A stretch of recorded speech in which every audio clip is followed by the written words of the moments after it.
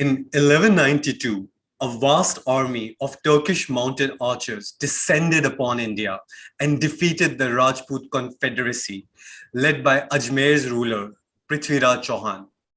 Their general Muhammad of Ghor is credited with laying the foundations of Muslim rule in India. His appointed military slaves eventually proclaimed themselves sultans, and founded a new political order with its base in Delhi. Over the subsequent 3 centuries, the Delhi Sultanate would expand to almost all of India and transform the subcontinent forever. The first dynasty were the Mamluks, whose visible legacy in the form of Qutub Minar still defines Delhi. After almost a century, they gave way to Khaljis, who were followed by Tughlaqs, Sayyids, and Lodhis.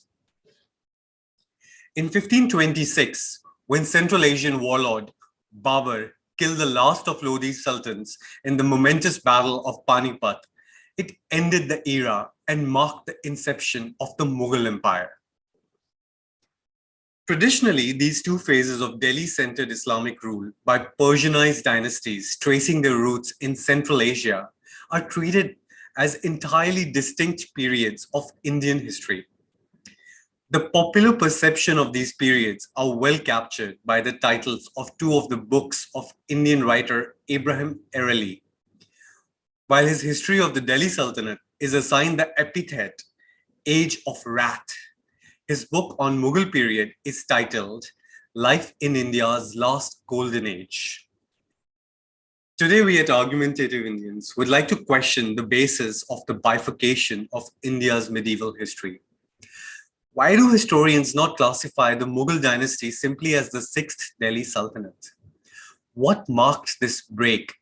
And to what extent is the common view of the former as a dark period and the latter as a glorious period historically accurate? To address this, we have with us Professor Harbans Mukhia. He was formerly the professor of medieval history at the prestigious Jawaharlal University in Delhi. He's the author of several acclaimed books and the founder editor of the Medieval History Journal published by Sage. So welcome to Argumentative Indians. Yes, shall I start? Yes. Please, sir. Yes. Oh, thank you. Thank you, Yajur, and thank you, Mayank. Well, you have already indicated that Delhi Sultanate and Mughal period, Mughal Empire, these are sort of treated as two distinct entities, as it were, you know. And your question, very valid question, are they really two distinct entities? Is Mughal Empire really a replica of the Delhi Sultanate or not? You know, let me, before I'll deal with it in two parts. One, the sort of the theoretical assumption of this division of history into various parts, this division actually itself, the division of historical time into this and that and the other, most significantly ancient history, medieval history, modern history. This wasn't there until the 17th century anywhere in any part of the world. No part of the world, China, India, Arab, whatever. They had their histories, but they never thought in terms of ancient period, medieval period, modern period. Now, this categorization, tripartite division of history, historical time into ancient, medieval, and modern, this came from Europe in the 17th century. The assumption was that each period has a very distinct has very distinct attributes to it, and these attributes are very different from the preceding or the subsequent period of time. Ancient period was very different from medieval. Medieval was very different from modern. Modern was a rationality, rationalism, science, etc., etc. Medieval was a period of dark ages, as they called it, period of superstition, religion, religiosity, the antithesis of rationalism, very irrational period, and so on and so forth. So each has distinct attributes. Now, this came from Europe. Europe is originated in Europe and then spread to the rest of the world. As Europe itself spread to the rest of the world, expanded to the rest of the world, apart from its arms and its trade and its politics, which also spread to the rest of the world, its intellectual concepts also spread to the rest of the world. And therefore, the world over then began to divide history into ancient, medieval, and modern, etc. Therefore, the notion that each period has its definite attributes which are incomparable to the other period, or attributes of the other period. This is the basis of this division. The other parts of it, I'm not going to that, but the basis of the division is the distinctive character of a particular period. Now, this then led into this ancient, medieval, and modern, as we also have ancient India, medieval India, modern India. This led to further subdivisions. Then they led to the Mauryan period and the Gupta period and the Harsha period and Delhi Sultanate and Mughal Empire and so on, so British period and so on and so forth. But the assumption remained the same, that each period has its own distinctive attributes. Is that really so? Is that really does each period, live by its, as it were, as an one-off identity? You never to be replicated another time. Nothing in common. Nothing to share with another period. So each one is a complete identity, complete entity in itself. Is that really so? Now, I think this notion of each period being a complete entity in itself as distinct from the other periods, this has come under great strain. And I think historians are now quite open to the idea that these periods are, number one, they are artificial creations anyway. It's the historians who have created these periods. As I said, prior to the 17th century, no historian thought of ancient, medieval, and modern. From the 17th century onwards, historians started thinking in terms of ancient, medieval, modern, and therefore it's entirely historians' creation.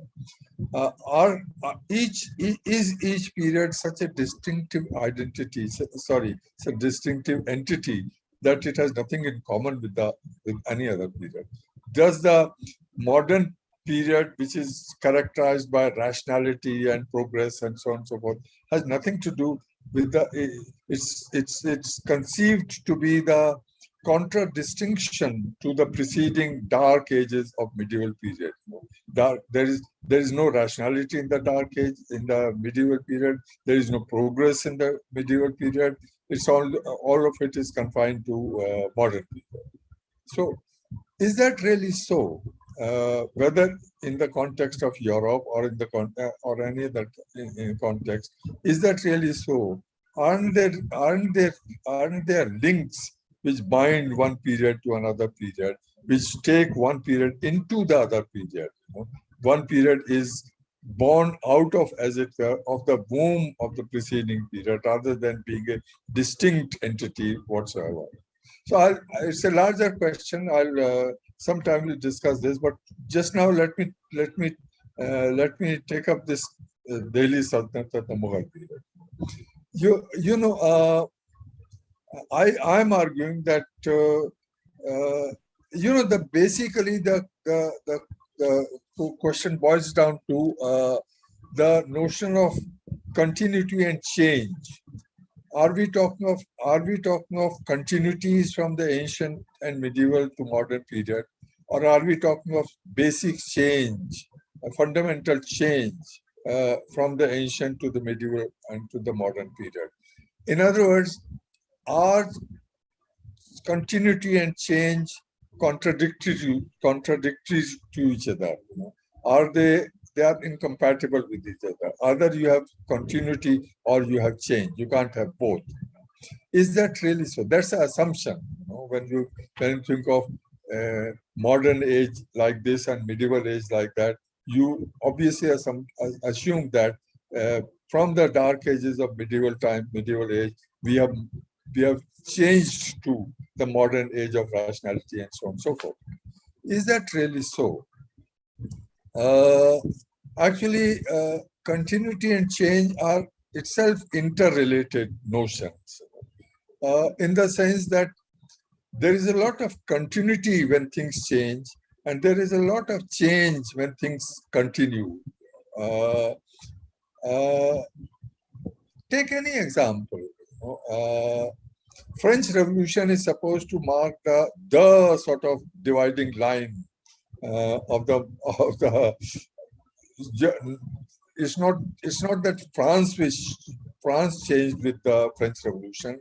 Not merely that Europe changed with the French Revolution. The whole world changed with the French Revolution. The French Revolution is such a decisive, divisive period of division that everything changed after the French Revolution, right? And Russian Revolution, Soviet Revolution in 1970, and so on.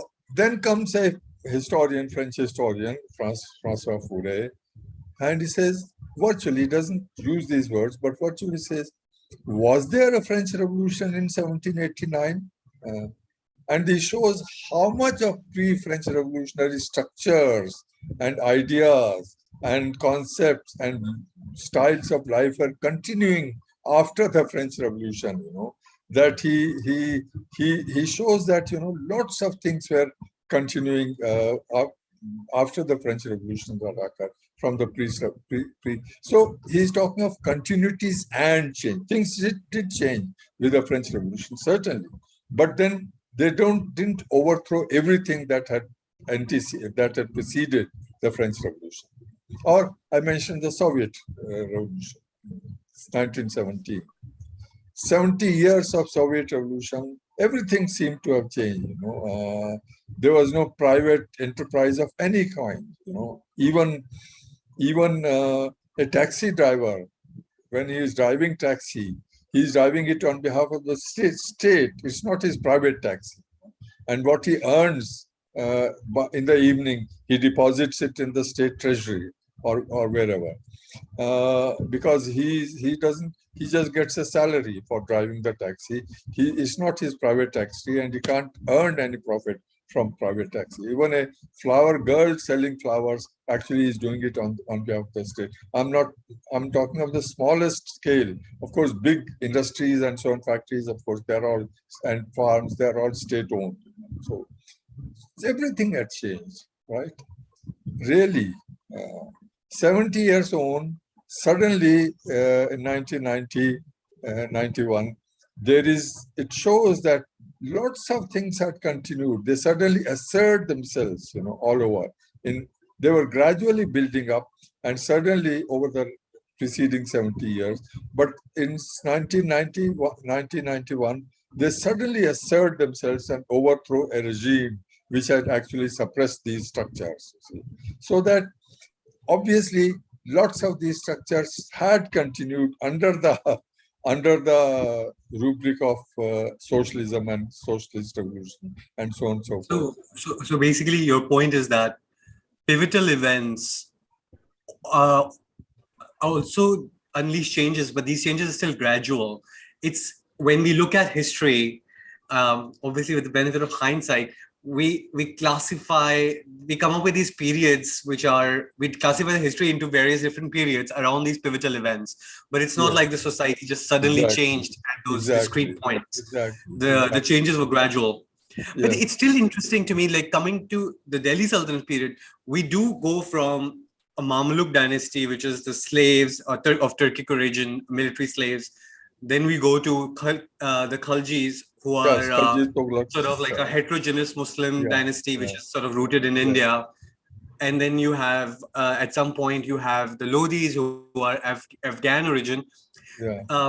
So, but we continue to club them together as Delhi Sultanate, as if like the same Sultanate period is continuing, although these different groups are coming and taking control, which have a lot of differences in the way they are running things.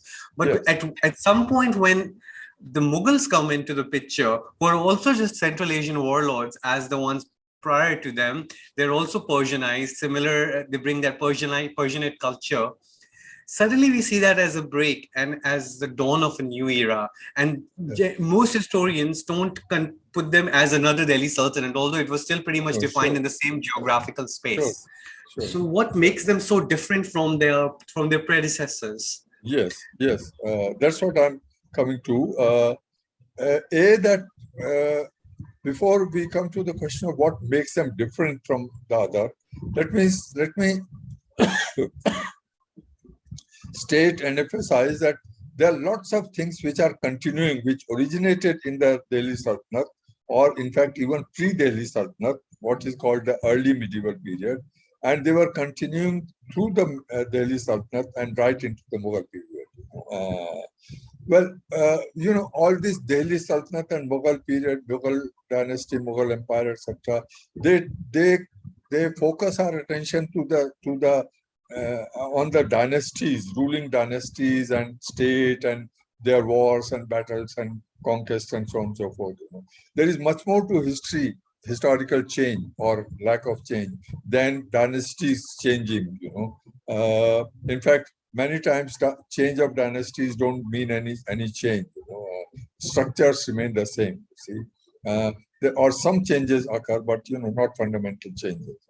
So let me start with the what is change, what is continuing from the Delhi Sultanate, and what's changing. There is. I mean, I said that there is a lot of change in continuity, and there is a lot of continuity in change. This is what I like to illustrate. How much of continuity and how much of change that's occurring. Actually, it's interesting, this notion of change and continuity, it has a very ancient kind of history. Heraclitus, the philosopher Heraclitus, said in the 6th century BC, 2,800 years ago. We are all familiar with these two phrases. One, you can't put your hand in the same river twice. If you have put your hand in the river and take it out, and if you put your hand again in the river, that water has passed. So the river has changed. You can't put your hand in the same river twice. The same thing he says. Change is the only thing that's permanent. It's the same thing. You can't put your hand in the same river twice. The river has changed. So the river has flowed. Yeah. So by the time and change is the only thing that's permanent. Yes, which is true. But he is counterposing here change and permanence, continuity and change. He's counterposing this. Either you have change or you have continuity. For him, there is no continuity, only change. Change is the only permanent thing. But actually, his own metaphor of river. You put your hand in the river once. You take it out, you put your hand in the river second time, that water has flown, but the river is still there. The river is continuing, you see. So some water has changed and the river is still continuing. So continuity and change, they are not each other's antagonists. They are not each other's negations. There is a lot of continuity, a lot of change coexisting with one another. Anyway, now Delhi Sultanate. Well, around the 8th century onwards, prior to the establishment of Delhi Sultanate, it's very interesting. This is when state virtually doesn't exist in India. The last state of Harsha has disappeared, and now there are small petty states here and there. There is no big state there, and yet there is enormous progress in society. See, technologically, there is enormous progress. Some of the things survive probably even now. Certainly, they did survive during my I've seen them in my childhood, but or you may have seen their pictures. Like oil press, kolu, from which you derive the press. A bull sort of takes this takes around and so on and so forth, and the oil Holy is pressed. Cobal, yes, it's famous. Right, ghani, kachi ghani, and so on. Kolu ka bal jisko kehte hain. Kolu is meant for kolu gives you oil out of the oil seeds. You see that, or cotton press. The cotton has seeds which have to be expelled from it before it's woven, before it turns into yarn. The mode of pressing these seeds, you may not have seen, but you probably would know. This dunya, as he's called, dunya would go a kind of big bow, from door to door, from street to street, and asking for the old cotton to be cleaned, like this. So he would do this. You don't seem to have seen it. Anyway, it's disappeared, but I saw it. In fact, we even used that dunya. So he would clean the cotton with his long bow, and so on. So cotton seeds, cleaning of cotton seeds, making of oil press, extracting oil from these, and above all, various irrigation devices.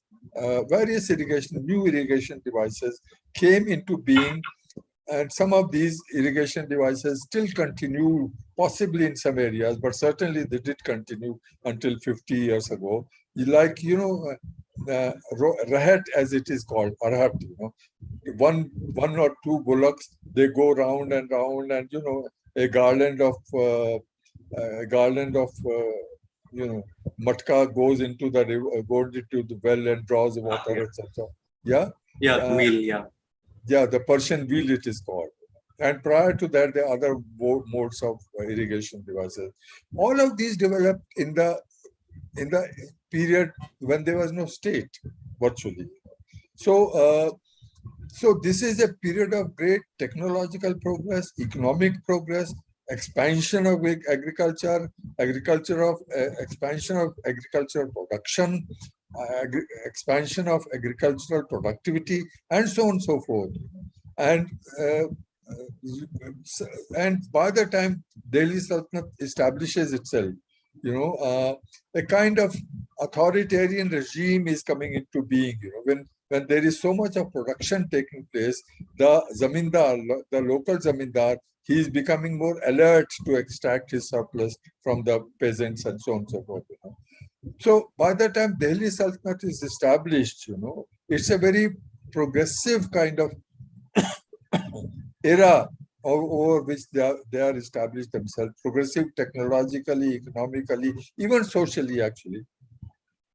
They established. So before the Delhi Sultanate was preceded by a lot of raiding of India. So they established the rule towards end of 12th century. But prior to that, for about a century or more, they were already raiding. So India must have been very wealthy, like you're saying. It was very prosperous. Yes, that for them to do all these raids on India. Yeah, that it was very wealthy. But immediately preceding Delhi Sultanate, there weren't many. I mean, the raids had occurred earlier, but not immediately preceding. Not in the post-Harsha period. See, that was a relatively peaceful period, actually, and that's why also probably this progress. So that Delhi Sultanate establishes itself, and what it does is it sort of establishes an administrative machinery which provides a security to the people, peasants and people in general, to the subjects, and in return for this security, they derive their revenue from the peasants, primarily from the peasants. Something like 1/3 of the produce, sometimes even more, sometimes less, but something like 1/3 of the produce is taken away by the Delhi Sultanate to maintain its army and to maintain the administration and so on and so forth. So a kind of tighter regime has been established, which and which is much more organized, which is much more systematized, a regime which provides security and therefore avenues for progress, economic and other progress, and which also provides a kind of, which also extracts very systematically revenue from the peasants, something like something like one third or more from the revenue. So a regime of revenue extraction and provision of security, this regime comes into being with the Delhi Sultanate. How do they establish it? After their conquest, we are not going into the conquest, how they conquered, etc., etc. And certainly the division of the India was greatly divided before they were attacked. This is no reason. I mean, it's a very it's a WhatsApp kind of reason, but it has been there for a long time. Anyway, we are not going to that. So they conquered and established. They had military advantages over. Yes, that exactly. Yes. In fact, you mentioned that. I think you mentioned that he conquered a confederation of Rajputs, not Prithviraj Chauhan alone. Yeah. Anyway, so they come and regime. How do they establish it? The main instrument of establishing the regime is called Ekta, IQTA. Ekta is land revenue assignment. Once they conquer a territory, then the ruler, the Sultan, can't go and command everywhere. So he has to have a kind of administrative machinery, military and administrative machinery, which he establishes through Ekta. He gives an Ekta or assign the revenue, not the land itself, but the revenue from that land, whether it is one village or it is 2 villages or it is 20 villages or it's a whole province. He assigns the revenue of that territory to one Mukti or Iqtadar, he is called. He was assigned. So this Mukti is going to collect the revenue which is due to the state, not to him, due to the state from this territory that has been assigned to him. And he has to provide military to the state, meet the military requirements of the state whenever there is need for it in return for this revenue. So as a result, the Muktis are spread out to the whole of the territory that has been conquered. And in fact, they also prepare to conquer even more, because the more prosperous they become by extracting revenue, the more organized they become, and therefore expansion of the territory begins. It comes naturally, automatically. So that a relatively centralized regime, relative to the previous period, a revenue collection machinery, and an army which is out to conquer, more territories. See, and this is different from the Indian Rajas before that. Yes, this it is way different. of governance. Okay. Yes, because the Indian king. Yeah, sorry, go on, sorry. Rajas were Rajas of their own territories. They were so Raja of Alwar is a Raja of Alwar. He has his own administrative, whatever administrative machinery he has in Alwar. And he's not trying to expand it. He's linked to that region. Right. There is no, Raja of Ajmer is a Raja of Ajmer, and so on and so forth. So they don't have this mechanism to expand. The Ekta is the mechanism. They don't devise that. So expansion is written into, as it were, the constitution of the Delhi Sultanate.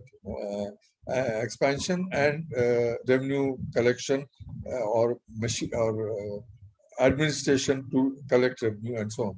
So administration means both these things, or rather 3 things: maintenance of law and order for the subjects, collection of revenue, and military for expansion. Military both for maintenance of law and order as well as for expansion. That happens. And this is also the period when lots of new crafts are emerging in India, growing and emerging in India. You see, like charkha, spinning wheel. The word charkha itself has a kha is not an Hindi Indian Indian syllable. You know, it's not an Indian. There is no such sound in Indian language as kha, charkha, or darzi. You know, darzi is wherever you go all over India. The tailor is always called darzi. He's maybe darji, but actually it's darzi. Z again is not a sound of any Indian language. You see, so these are all sort of these new crafts begin to arrive in India. And these are Persian words. Persian words, yes. So they begin to arrive. Sorry, another. I'm just thinking kaga is another one because probably paper came through them. Paper came, yes. Paper, kagas came, yes. That's right. And virtually by the 13th century, you know, paper was being Momphali was being by the roadside vendor. Momphali was being put into kagas for vending. You know, that is to say, paper had become so cheap and so vastly available that you could use it for wrapping your Momphali in it. You know? So that various new crafts are beginning to emerge, and which really means more production, more prosperity, more more, in fact, also more social change. There is reason to believe that the Bhakti movement which came at this time and later, slightly later, was an expression of social change. This class of craftsmen, most of these Bhakti leaders are craftsmen, either petty traders or craftsmen. Kabir is a Julaha, Raidas is a cobbler, and so on and so forth. So that most of these leaders of the Bhakti movement are those who have now grown out of that rut to which they had been reduced by this expansion of agriculture, expansion of crafts, expansion of production, and therefore new avenues opening up. And therefore they were asserting for a new social status, rather than, so equality was their war cry, equality with others, which is really a demand for a new social status for those who are low down. See? So that, if you allow me a brief detour, I just want to ask you about Bhakti movement. So there is a view out there that Bhakti was a reaction of the Indian society to the traumatic changes it was subjected to. And part of it was coping up with the fact that you had all this large-scale destruction of temples going on at that time and mass-scale conversions at play. So this was like the society's way to respond and react to that in terms of finding spirituality, inner spirituality or whatever. I would just like to get your quick view on that. Well, okay, one, I mean, it's an old view. There are two contrary views. One second. One view is that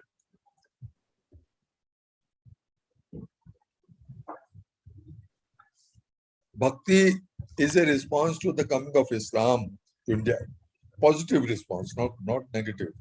That is to say, Islam had brought the concept of monotheism to India, and monotheism, the notion of monotheism was there earlier in India. It's part of one school of Indian philosophy, Advaitwad and so on.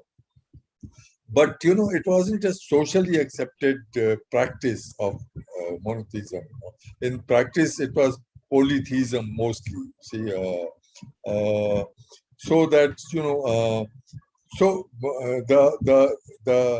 the practicing community, a community practicing monotheism came to India and therefore introduced the idea of monotheism to Indian society. Not the concept, but the practice of monotheism to Indian society. And therefore Indian society responded to it positively, started accepting And this was the Bhakti movement. Bhakti movement was very friendly towards Islam as much as it was to any other. But Bhakti movement's main sort of, main thrust was that there is only one God. See, there are not many gods. The way Kabir was making fun of Mandir and Masjid and Pandit and Brahman and all that. So the main targets were not Muslim. Bhakti movements were main targets is not Islam or Muslim. It is the main target is the caste divisions within Indian society. See, India's own social divisions. Yeah, and social divisions and so on and so forth. And of course, rituals of every kind. See, Hindu and Muslim Islamic rituals of every kind. Now, the other view is that, as you mentioned, that there's a WhatsApp University's view that Indian society, because of Muslim oppression and so on and so forth, and mass conversion and temple destruction, etc. If the mass conversions and so on and so forth, what do? You contest that mass conversion. If there are lots of destructions of temples, you contest that destruction rather than turning to spiritualism. That's not the way out of your problem. Yes, you want to say something? No, I was just curious. Could it be a way? Could it be an outlet when there is like a sense of helplessness that the odds are so against that by reacting is not a way. So you kind of like go inwards into finding they're not mystical spirituality. Sorry. No, they are far from mystical spirituality. Bhakti movement is they're all want to live like common people, live their lives in the way that any common person would. They don't want to withdraw. In fact, withdraw into from society into some kind of a gufa and meditate there. That's not Bhakti movement. Bhakti movement is the very opposite of that. Go out and live in society like other society people, and talk of one God. Which really the emphasis on one God is that God has created us all. One God has created us all, and therefore we are all equal.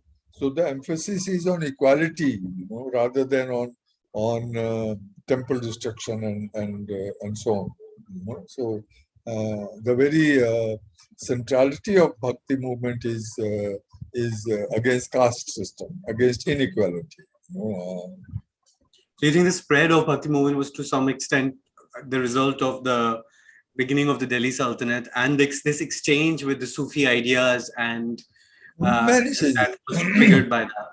Many changes, One, as I mentioned, they are becoming sort of more prosperous, And as you become more prosperous, you resent your socially degraded position. You see, you begin to seek a higher position, and the higher position is sought not by seeking higher position, but by seeking equality. You see, equality is the sort of entry point into social mobility. See, the notion of equality has never established equality anywhere, even in the Soviet Union or any socialist country. It has never established social, or in Islam, or in Christianity. Christianity speaks of equality. It hasn't established equality. Islam speaks of equality. It hasn't established equality. Socialism spoke of equality. It hasn't established equality. But equality, the notion of equality is a notion to seek a reshuffling of the order. See, where you can also rise up, and establish a new kind of order where you are not at the bottom of it. See, so equality essentially, demand for equality essentially leads to that, even if its concept is complete equality.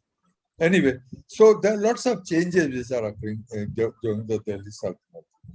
Now, let's go to the Mughal period quickly. The Mughal period, one thing that is very striking between the Delhi Sultanate and the Mughal period is that Delhi Sultanate witnesses dynastic change one after another. There are 6 dynasties changed within 320 years. Mughal Sultanate, even when there are rebellions and revolts and so on and so forth, there is nobody even seeks the change of dynasty. See, nobody even tries. It's not even raised as a slogan to change to replace Mughal dynasty with that. What has changed between the Delhi Sultanate and the Mughal? One of the basic structural changes which occurred was that I spoke of Ekta just a while ago, Yes, which gave a lot of centralization of power and revenue, etc., to the ruling class, and gave it the space for expansion, the means to expand their empire, expand their territory. And yet, what happened in the Ekta system is a Mukti, for example, a Mukti of a whole province, Bengal province.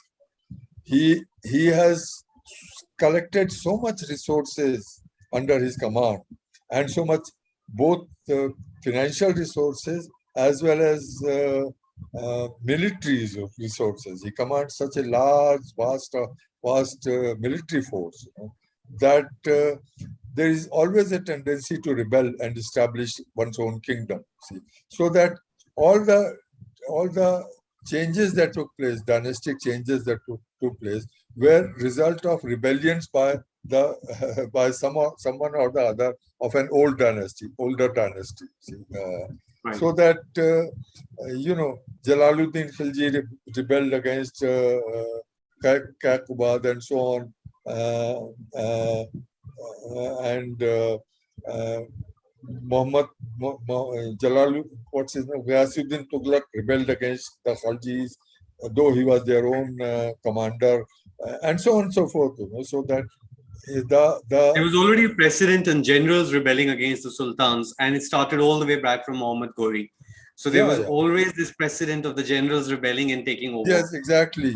Their own generals rebelled against them because they had the resources at their command, both military and financial resources at their command, and often territorial distance. Some ruling from Delhi and ruling over Bengal, the distance between Delhi and Bengal itself is a resource for you to rebel, hoping that the Sultan of Delhi will not be able to reach Bengal. And how does that change during the Mughal period? That's what I'm coming to. Yeah. What changed with the Mughal period is that the Mughals established the Mansab system, not the Ekta system. It was a transformation of the Ekta system, but complete transformation, but it was nonetheless a transformation. The transformation was that still revenue assignment is given to the Jagirdar or the Mansabdar. A Jagir is given to the Mansabdar. A Jagir of which the Mansabdar is not the owner of that land. The land is not given to him. The revenue from that land is given to him, just like in the Ekta. But, each Mansabdar, and they were graded, from 10 to 10,000, the decimal system, that itself is a very major intervention. Decimal system of army organization, the commander of 10 and commander of 100 and commander of 1,000 and so on and so forth, right up to 10,000. So these are the cavalry, 10,000 cavalry. 10,000. Well, the Mansab of 10,000. It can. I'll tell you what it means. The Mansab is rank, like the rank of assistant professor, associate professor, or deputy secretary, under secretary, whatever. Rank, personal rank. So according to your rank, you'll draw your salary and privileges and so on and so forth. It's a kind of status, like in any bureaucracy, it's a status which indicates your status and therefore your perquisite salary, etc., etc. Now, each Mansabdar is recruited by the emperor himself. You see, in the Delhi Sultanate, once a Mukhta is given an Ekta, he goes and recruits his own soldiers and according to his own choice, and all he has to do is he has to bring his soldiers once to Delhi to demonstrate, and then go back, and so on and so forth. Loyalty, But apart from that, there are no other controls over him. See, so therefore he commands their own loyalty. He has recruited them. He is paying them. He's their, as it were, supervisor, and so on and so forth. So there is a personal loyalty begins to develop. What the Mughals did was they did away with this element of personal loyalty. No Mansabdar will recruit another Mansabdar.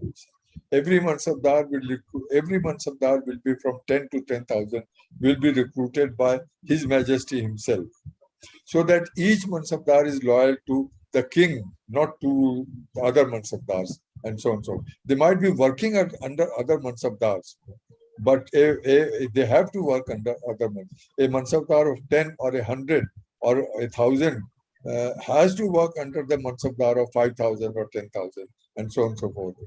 But nonetheless, structurally, each of them is loyal to the king rather than to the one who is commanding him in the field of battle. So that one structural change was that the high degree of centralization of Mansabdari system compared to the Ekta system, high degree of central control over the Mansab system, that replaced the vagaries of the Ekta system, where you could go and rebel and so on and so forth. The rebellion it sounds like it's a civilizational evolution that probably was taking place in other parts of the world as well. Like from a very decentralized thing, we went to Delhi Sultanate, which was more centralized, and Mughal is like even more centralization. Exactly. It seems like it's like an evolutionary path for the state that's taking place here. It's called absolutism. It's towards absolutism. And everywhere we are progressing towards absolutism. It's from there, then later on, that from absolutism, we move towards democracy and so on and so forth. But right into the Middle Ages, medieval periods, right into the early modern period, we are moving towards absolutism rather than towards a decentralization. From decentralized polities, we move towards a highly centralized polities. So the Mughals established a highly centralized empire, highly centrally controlled empire. The Mughals also, it also happens that in the 16th century, there is a great deal of import of Mexican silver around the world, but including in India. And this very greatly facilitates commercialization of the economy. Money is flowing into this silver is coined, and money is flowing into the economy. So, as a result, commercialization of economy, I mean, the revenue that the state was collecting, whether in the Sultanate period or Mughal period, was revenue collected in two forms. One is batai, you grow your grain, and half of it or 1/3 of it is taken away by the state, the grain itself, and that half or 2/3 remain with the peasant, with the farmer. Batai. The other is cash. Half of 1/3 of your grain is valued in terms of cash, or rather, the whole of the produce is valued in terms of cash, and then you have to, let's say, 100 rupees is the value of your total produce. Then you have to pay 33 rupees in cash to the state or to the Jagirdar or whoever comes to collect it. So you have to procure the 33 rupees, by selling your grain in the market. And there are markets where you can. So, as a result, the commercialization or partial commercialization of agriculture is taking place, which is also fueling crafts and crafts production and so on and so forth. There is a great deal of expansion of craft production, which is evident from the fact that European companies are, fighting wars with each other to come to India and buy Indian textiles and indigo and so on and so forth. various products. You're talking about like a lot of industrialization was taking place under the Mughals. Well, industrialization is a very different category. In a way, it's textiles is the sort of pre-industrial, industrial. Yeah, I should probably say that. Big industry, big industry in the pre-industrial period. Textile is a kind of, So yes, in fact, the destruction of textiles has been called by economic historians of India as deindustrialization. So a little exaggeratedly, because deindustrialization means industry was already in existence, which was deindustrialized, or industrialization already existed, which was deindustrialized. Industrialization, to that extent, there was a great deal of industry, yes, of this kind, craft production on a large scale, which almost obtained the scale of industry, almost, but it wasn't industrialization, industry as such. Anyway, but it's referred to also as industrialization, or deindustrialization implies industrialization. So it was a huge kind of. So by the year 1700 or 1710, when the Mughal Empire began to wane, India commanded something like 24% of the world's GDP. The world's GDP. And China commanded another 25%. So that China and India dominated the world's economy to the extent of half the world's economy was under the dominance of India and China. Such was the economic sort of prosperity. So was there any contrast in terms of the economic growth under the Mughals?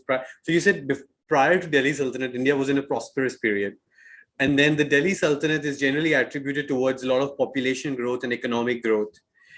And then you have Mughal period where there is almost like exponential economic growth with the mass wealth transfer. You talked about like the silver which came out of South America and why Europe made its way to India to buy all these nice crafts that India was producing. Yes.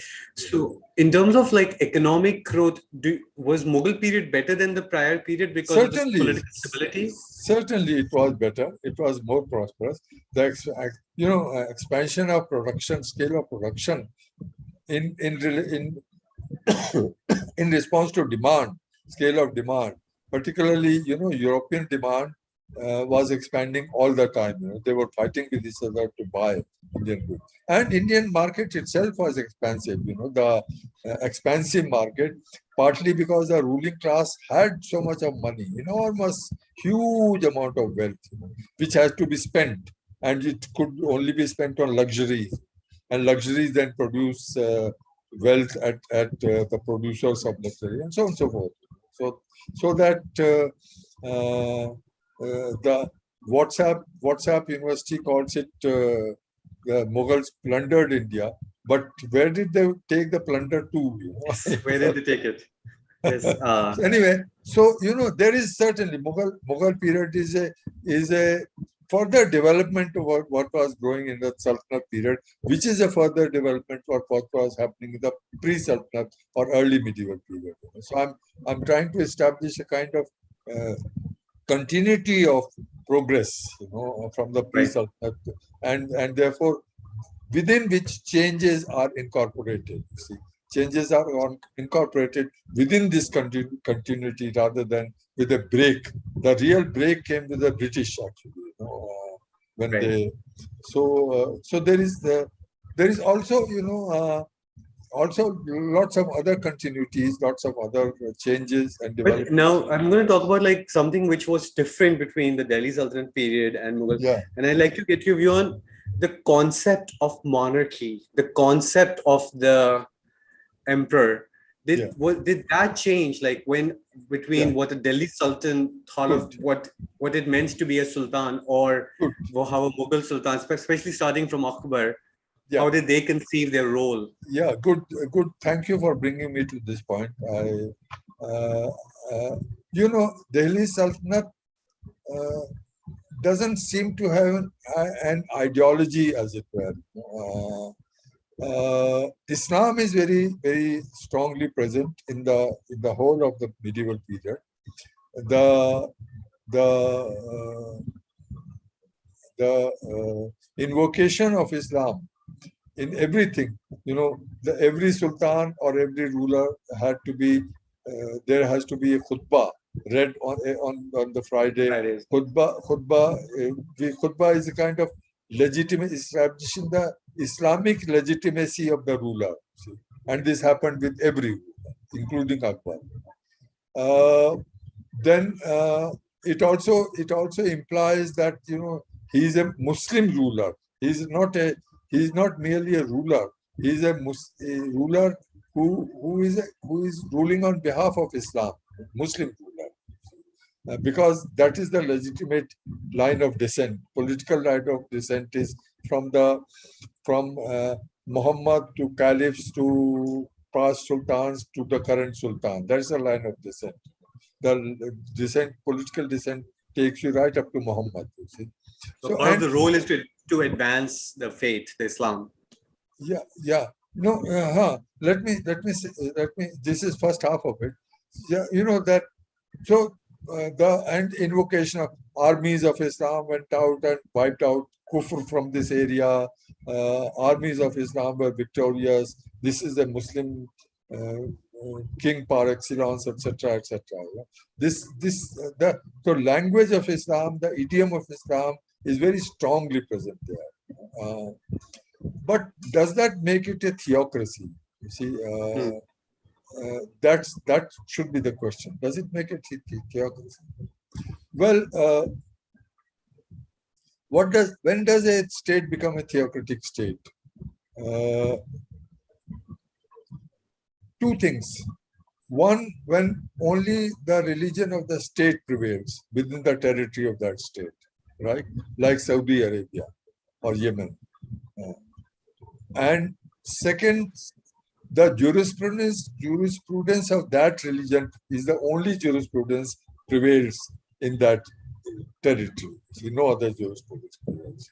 Like in Saudi Arabia, you may be a Hindu, but you can't be seen drinking water during the month of Ramadan, during the day. So your religion doesn't oblige you to observe Rosa, but you have got to observe Rosa, because so that is a theocratic state. And no, you can't appeal to your religious codes for your settling of your disputes. Only Shariat is the only one available. That is a theocratic state.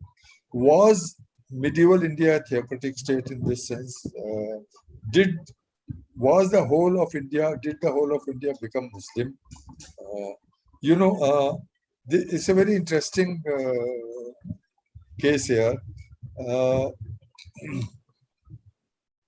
The data as is available. On one hand, it's very interesting in this sense. There is a great paradox here that the Muslim population of the undivided India, of the subcontinent, is the largest Muslim population in the whole world. Much larger than Indonesia. India got divided. That's why the Muslim population is now Indian Muslim population is third. But if you put the Muslim population of the subcontinent, which was there until 14th of August or 13th of August 1947, is the largest population. And yet we have virtually no study of how did this population turn to Islam. How? What are the standard answers you'll get from particularly WhatsApp University is the state forced them to. In fact, you mentioned that. State forced them to Islam. Now, did the state force them to Islam? Look at the demographic map of subcontinental Muslim population, the subcontinent. There are 4 regions where the Muslim population is predominant, where is overwhelming Muslim population. One is now what is Pakistan, one is now what is Bangladesh, one is Kashmir, and the 4th is Malabar region of Kerala. There are the 4 regions where Muslim population is in overwhelming majority. Now in Kashmir, 98%, in They're Pakistan, all very far away from Delhi. they were very far away from Delhi, and Delhi's control over them was very episodic and very Yes. uncertain. So Delhi, in the heartland of the Mughal Empire, Delhi Sultanate and Mughal Empire, heartland, Bihar, UP, Delhi, Eastern Delhi and East Punjab, the Muslim population never exceeded 10%. So how is it that the state, which is ordained to turn Hindus into Muslim, is carrying out its duty where it's the weakest and failing to carry out its duty where it's the strongest for about 600 years? So obviously the logic goes upside down. But say that the Delhi Sultanate was not the only Muslim state by that time, right? There were also Islamic sultanates in Bengal, in Punjab, and independently in Kashmir, which had nothing yes, to do with the Delhi Sultanate. yes, But yes, some of them were quite aggressive as well. I think there was a Kashmiri sultan by the name of Sikandar who undertook a lot of destruction, and at least according to contemporary records, did a lot of mass conversions. Or even in Delhi Sultanate, I take your point that in terms of theocratic state, they'd never eliminated, and they allowed local people to follow their own religions and practices and everything. But every now and then there were these rulers who tried to kind of downgrade them to second-class citizens, whether it was Sikandar Lodhi or it was Feroz Shah Tughlaq, yes. who boasts himself of killing so many people or converting so many people. So we Yes. do have those episodes of like rulers. So there was something in their philosophy of the Delhi Sultanate monarchy, the way it was conceived, that it is to some extent your role to keep advancing the Islam as a faith and as a monarch. It's not your role to defend everybody's rights, but to advance Islam as a faith. Yes. It just seems so. That's what I'm saying. You're right. Actually, it's not as if state was indifferent. State never converted anybody. That would be absurd to say. It's also that episodic. It's a very good term that you have used. Episodic. These are episodic conversions. You mentioned Feroz Shah Tughlaq and Sikandar Lodhi, and maybe Aurangzeb. You didn't mention Aurangzeb, but Aurangzeb. No, I was just focusing on the Delhi Sultanate. Fair enough. And fair enough. Alauddin Khalji as well. We can't ignore him. No, Alauddin Khalji never converted anyone. No, in terms of destruction. I'll tell you about the Alauddin Khalji, a wonderful episode. He had conquered lots of territory and within India,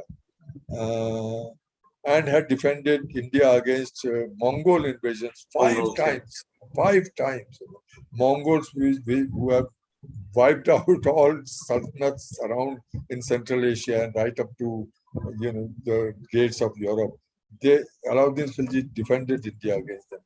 But that's separate. But Alauddin Khilji had conquered lots of territory, and there was peace. And after Mughals had withdrawn, there was peace and tranquility and everything. So he said, Prophet Muhammad had established a new religion and became immortal because he had 4 companions, close companions. I also have 4 companions. Why don't I become a prophet myself? Why don't I establish a new religion? This is recorded in Ziauddin Barni's. He had a conversation with, there is one Qazi Mughal, whom he called and discussed with him. Can't I become a prophet? I also have 4 very close companions, very loyal companions, Ulu Khan and so on, 4 Khans. It was then that Qazi Mughal said, Your Majesty, establishing a new religion doesn't come with having 4 companions. It comes. It's a revelation sent by God to you, etc., etc. So you can't establish. So a man who is thinking of rivaling Muhammad, as a prophet himself, this clearly not a fanatic. This is his attitude towards Muhammad, and religion.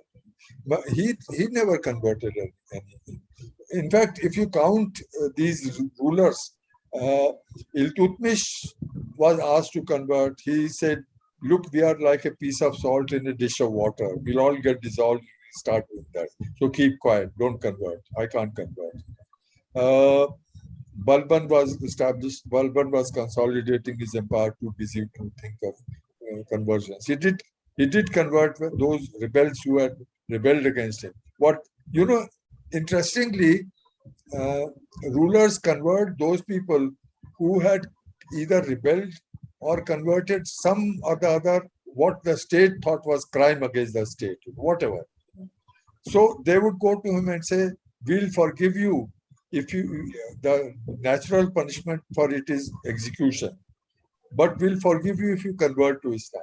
So conversion to Islam is being offered as a punishment, second level punishment, short of execution. See, it is never offered to someone as a reward for something. See, there's not one. But there is an underlying objective there to get as many converts as possible. Yeah, no. I agree with you that it's not by force. I agree with you it's not by force.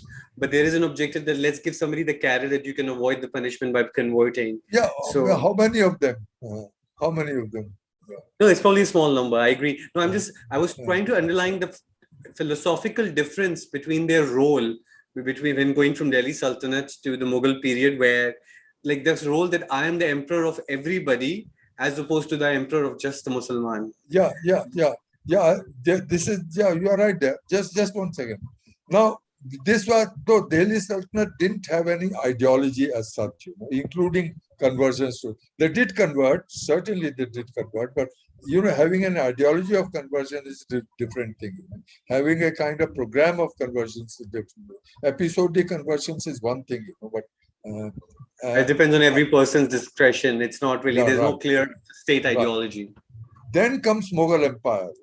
Mughal Empire had an ideology, had developed an ideology, which is very, in the Delhi Sultanate, the one expression of ideology, if one can call it such, is Ziauddin Barni's Fatwa-e-Jahandari. Here advices on governance, where he really says that he says that rulers should rule with terror. Terror should be the instrument of governance. He also emphasized Islam, but he mainly emphasized terror as the instrument of governance. So it's not as if Delhi Sultan. This was an argument he gave, but it's not as if the Delhi Sultan were terrorizing everybody into governance. You can't govern for 300 years by terrorizing. But there is no ideology as such. Islam, yes, but beyond that kind of, overall kind of, reference point, it's not an ideology of converting people to Islam. But comes Mughal Empire, and there is an ideology. This is the ideology of paternalism, very, very beautifully organized by Abul Fazl, articulated by Abul Fazl, the great historian,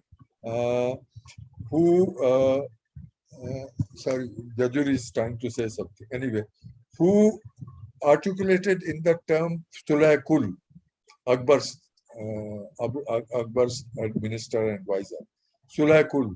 So what does Sulay-Kul mean? Absolute peace, peace with all. When you are a Muslim ruler, when you are ruling on behalf of Islam, then there is necessary antagonism with other religions. Or whether you are ruling on behalf of Muslim ruler or Christian ruler or Hindu ruler. As a Hindu, if you are ruling as a Hindu rather than as a ruler of all, then there is an antagonism towards the other community, as one can witness these days. When you are ruling as a Muslim, then there is an implicit antagonism, because ruling as a Muslim means those who are not within the Muslim community are not with me, and I'm going to rule over them. There is a necessary antagonism, hostility, suppression, repression towards them. Whether it is actually so or not, but theoretically, if you are committed to one section of humanity, then you are necessarily hostile to the other sections of humanity. So that's always there. Sulhul is the opposite of that. Sulhul means absolute peace. There should be peace with all. Sulhul also is translated as peace with all. There should be peace with all, not Muslims alone, not Hindus alone, but with all. And therefore, Akbar called himself the universal ruler, not the ruler of he actually began to avoid later when he was middle-aged, had ruled for about 10, 15 years. He realized that. Then he began to avoid even the insignia of Islam, any kind of association with Islam. I'll give you one example. You see,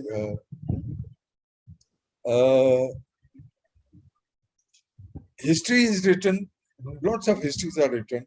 They all in medieval India in Persian language.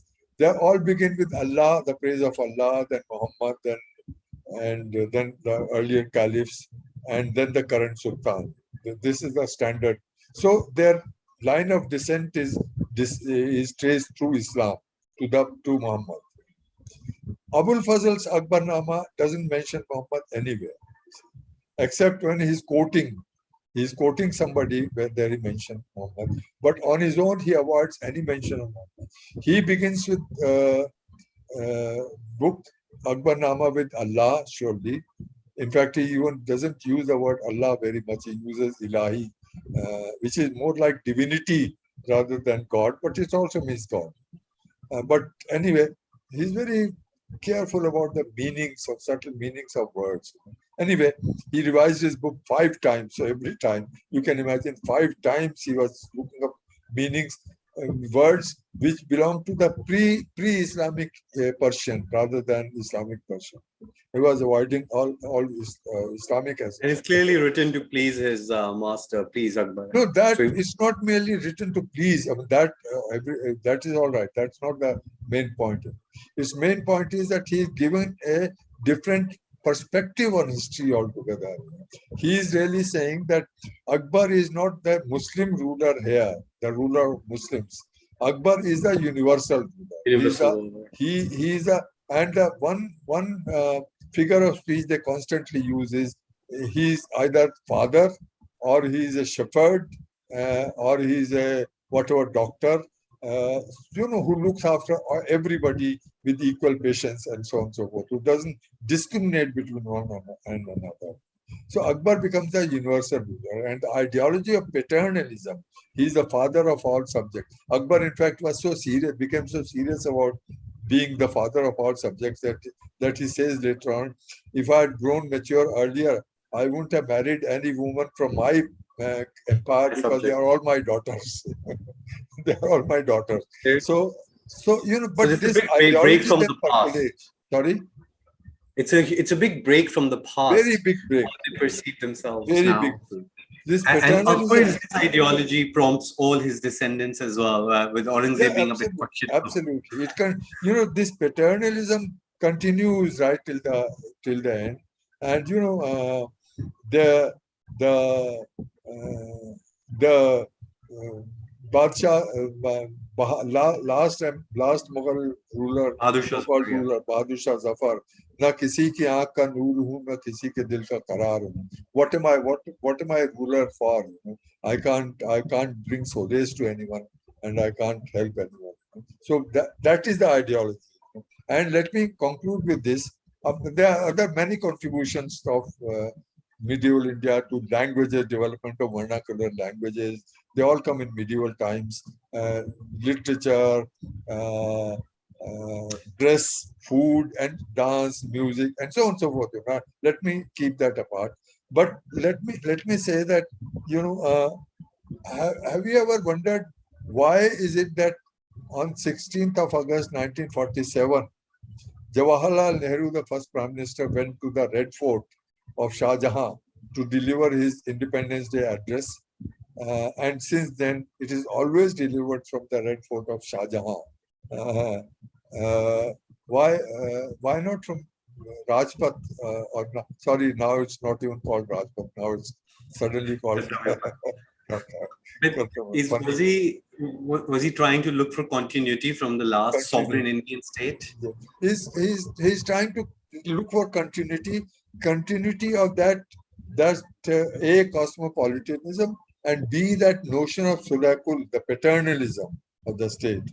That notion of sulakul, the continuity, which is what has made the Mughal Empire, which has given legitimacy, durable legitimacy. After all, in 1857, a decrepit old man, Bahadur Shah Zafar, he becomes a symbol of, symbol of rebellion. He becomes a sort of, carrier of, everybody.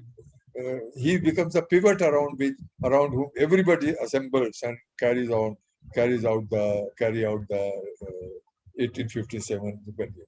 Why him? So because that is that paternalism of all had given a legitimacy to the Mughal Empire, and it is that legitimacy which survives, And this was shrewdly recognized by the East India Company when, in the 18th century, after completely exhausting Shah Alam, they realized that he's such a potent symbol in India. Absolutely. And they incorporate him into their own scheme. Absolutely. Yes. So there was a lot of legitimacy in the eyes of ordinary Indians in the Mughal throne, which probably was never really achieved by the Delhi Sultans, where it was very easily accepted with one dynasty being overthrown by another. It was kind of almost like a matter of fact. It was not an earth-shattering thing. Life continued, and which is why. So my final question to you would be: would you, if you had to classify the various periods of Indian history, would you do it the traditional way or not? Well, a traditional way has already been modified considerably. Traditional way was ancient India. I was a student in the second half of the 1950s in Delhi University, BA and MA. Then ancient India started with Indus Valley had been discovered then, so it started with Indus Valley or Harappa culture as it is called now, down to about Harsha. Down to about Harsha. And after Harsha, the ancient India ended with Harsha. Medieval India began either with Mahmud of Ghazni's invasion of India or with the establishment of Delhi Sultanate in 1206. The period in between 200-300 years were left no man's land. They didn't belong to any period. Then medieval India ended with 1707 with Aurangzeb's death, and modern India began with 1765 Diwani, and these about 60 years. 60 years were left as no one's land. As William Dalrymple has very aptly called it, the anarchy, the period of anarchy. Right. No, so so that ancient and medieval period, ancient, medieval, and modern period, the other day when I was a student, I mean, just 60 years ago, it's not hundreds of years ago, this was the case. Then suddenly, ancient and medieval and modern, suddenly historians woke up to the potential of seeing lots of things happening in the early medieval Indian period. Something that I mentioned. Professor R.S. Sharma calls it the period of feudalism. I have grave differences with that, and we have had a great debate on that. But apart from my differences, the fact that early medieval period is a very productive period, very dynamic period. Some of these that I mentioned. Suddenly, historians woke up to that, and therefore, a lot of research was done on early medieval India. Similarly, 18th century, which was left as vacant virtually, 1707 onwards to the Diwani. 18th century is now, finding most fantastic, most fabulous historians who are giving their lifetime to the study of 18th century. 18th century is such a dramatic century. You know? Lots of things are happening. Lots of things are happening. It's a historian's dream century, you know, when so much is happening. So socially, economically, politically, administratively, wars. What is it that currency is changing, language is changing, regimes are changing, real transitions are taking place from Mughal to colonial. So you know this really is a dream century for the historian. So it's already got modified, you know, as a result of from the time of my studentship to later on, next 20, 30 years, it got modified. Then again, medieval and modern period, medieval got extended right up to the end of the 18th century, sometimes even the 19th century, early 19th century. And also modern period also had a new category called early modern, you know, and so on. So it's getting modified, nevertheless. But you know, my problem with the periodization is a conceptual one. You know? This whole concept of periodization not only developed in Europe but derives from the category of modernity. You first decide what is modern, and then you decide what is medieval and what is ancient. See? So medieval is not medieval. Medieval is what is not modern. Medieval is unmodern, as it were. So that as soon as, whether you discuss in the context of Europe or in the context of any other, you know, the terms of reference you derive only from Europe. See, and it has all these connotations now which inform your reading of that period, because the minute you tell me that we are looking at a medieval period, I already have this preconceived opinions associated with the word. It's absolutely. It's a dark. Oh, he's so medieval in his thinking. You know? Yes. So it's a derogatory term. Connotations. Yes. It's a derogatory term because that is what it has been landed with by European notions of modern and medieval. It continues. And in India, medieval came with a double whammy. It didn't come as medieval, but it came as Muslim period. See? So, which made it medieval came, ancient medieval, modern came in 1903. First time it's mentioned in 1903 in the title of a book, not in the title, inside a book. But until then, it's Hindu period, Muslim period, British period, which is what our present regime wants us to bring us back to. Don't think of anything except Hindu and Muslim. And I think that creates this problem that if you consider it a Muslim period, then you kind of overlook the amazing things that were going on in Hindu culture as well as Jain culture and all those things. Like so many interesting treaties were being written at this time. Mahabharata and Ramayana were getting translated into vernacular languages. It's if it was exactly a Muslim period, all this development and other things would not have happened. The spread of Bhakti movement is, like you talked about earlier, was such a big example, and how it completely changed the way we worship and the way we think about everything. And a new concept is given by Bhakti leaders, concept of one universal God, not Islamic concept of La ilaha illallah, not that. One God who is everybody's God. La ilaha illallah is Muslim God. He's the God of the Muslims. Just like God, the Christian God is the God of Christians. They are giving us a concept which is fantastic in its profundity. Namely, there is only one God for all of us. So why are you dividing yourself and fighting with each other in the name of Allah? All forms are the same. In the name of Allah, in the name of Ishwar, in the name of this. Right. So you know, the Bhakti movement is a fantastically innovative, even conceptually innovative movement.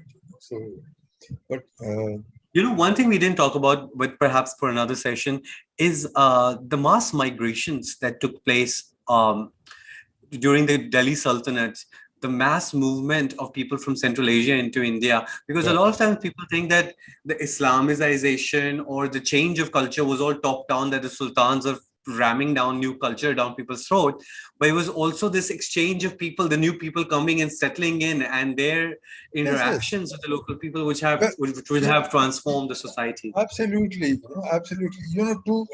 Let me just mention one fact and another notion, another thing. The fact is that,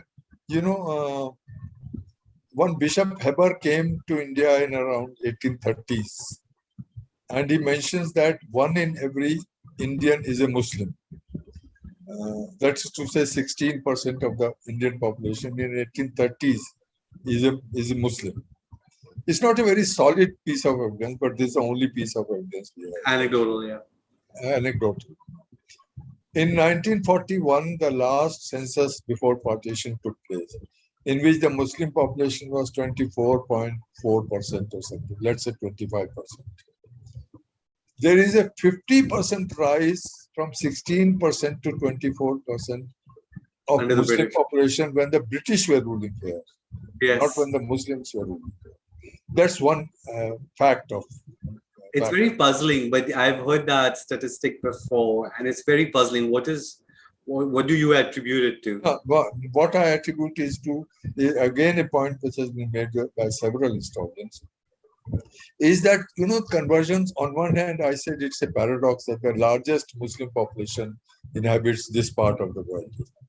And yet, we don't know how it took place. We don't know how it took place is because, even the state converted all of them to Islam is a purely anecdotal.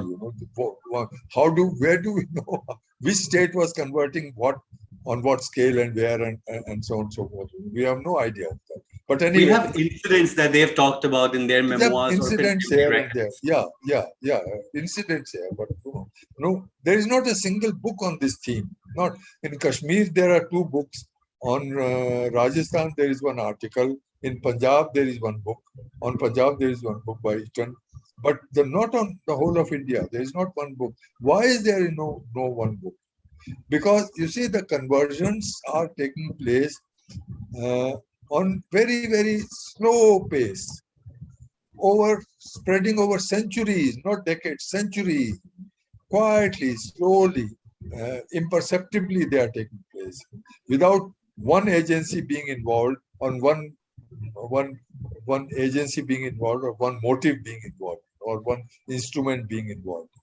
So they are taking place so imperceptibly and yet decisively that nobody notices. You don't notice anything, unless it's extraordinary. It looks out, it has the characteristics of being extraordinary. You don't notice that. Nobody notices. And therefore nobody, no Hindu, no Muslim, no Kattar Muslim, no Kattar Hindu ever notices it. So that we don't even have enough data to write a book on this. So it wasn't that what your point is that there wasn't any that collective trauma that is now being told to us that people would have suffered a collective trauma at the time of these Islamic invasions probably never happened, because these changes have been too slow for the people of the time to have noticed them. That's one can argue whichever way if you want to. If one is determined to argue, we have to have the evidence of the collective trauma. We have Bhakti movements on a large scale protesting against both Islam and, think of Kabir saying कंकड़ पत्थर जोड़ के मस्जिद लई चुनाए ताचड़ी मुल्ला बांग दे क्या पहरा हुआ खुदाए मुल्ला अजान ही इज कॉलिंग बांग उसकी बांग cock croaking and nobody kills him.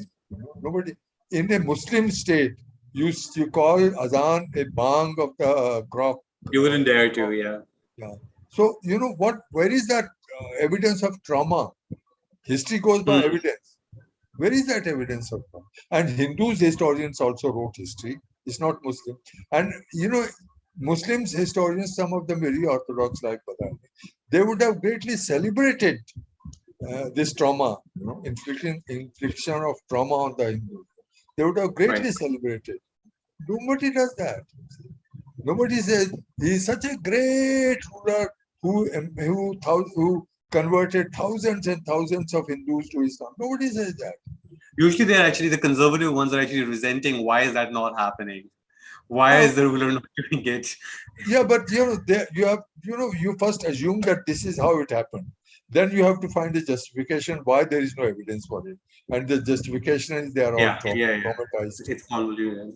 Absolutely, absolutely. Well, this was very enlightening. I really thoroughly enjoyed this conversation. It's been a real pleasure, and there's so much more. But I know I've taken like more than 90 minutes of your time, so thank you so much, sir. This was a real pleasure, and I really hope to have you with us again.